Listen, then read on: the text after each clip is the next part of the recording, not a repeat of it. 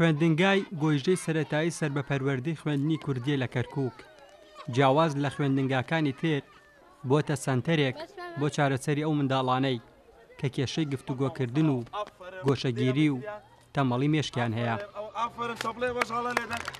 ساڵانە لەم خوێندنگایە خوێندکاری خاوەن پێداویستی تایبەت دەخرێتە بەر خوێندن. بۆ ئەم ساڵ 17 خوێندکار وەرگیراون.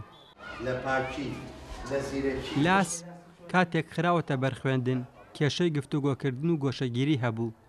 ئێستا بە باشی فێری قسەکردن و خوێندن بووە و گەیشتووە بە پۆلی 6. لە قوتابخانەی گۆژم پۆلی 6م.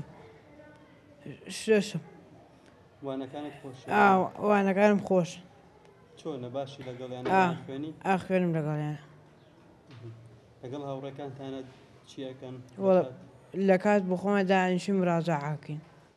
جیاوازیەکی تری ئەم خوێندنگایە کار و چالاکی هەمە ڕەنگە بۆ خوێندکارەکانی. گرنگی زۆر بەوانەی وەرزش و هونەر دەدرێت. ڕۆژانە ژەمێک خواردن بە خوێندکارەکان دەدرێت. هەموو بابەتەکانمان بە شێوەیەکی تایبەت ئەوترێتەوە.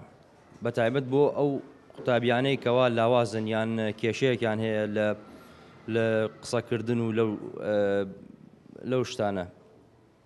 هیوادارم هەموو قوتابخانەکانیش بتوانن بایەخ بدەن بەو جۆرە قوتابیانە.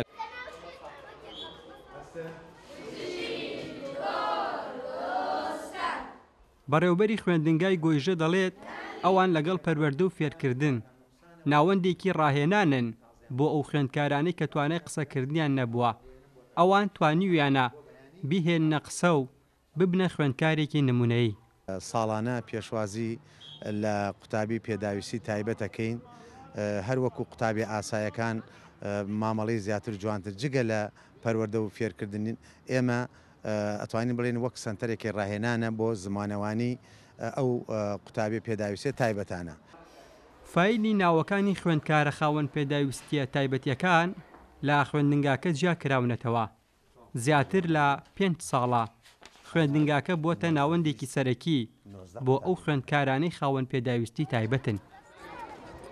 لەپاڵ جێبەجێکردنی سیستەمی پەروەردە و فێرکردن لەم خوێندنگای شاری کەرکووک هاوکات خوێندنگاکە بۆتە ناوەندێکی ڕاهێنانی زمانەوانی باش بۆ خوێندکارانەی کە خاوەن پێداویستی تایبەتن و ساڵانە لەم خوێندنگایە دەخوێنن. ئاسو ئەحمەد، کورسات نیوز، کەرکووک.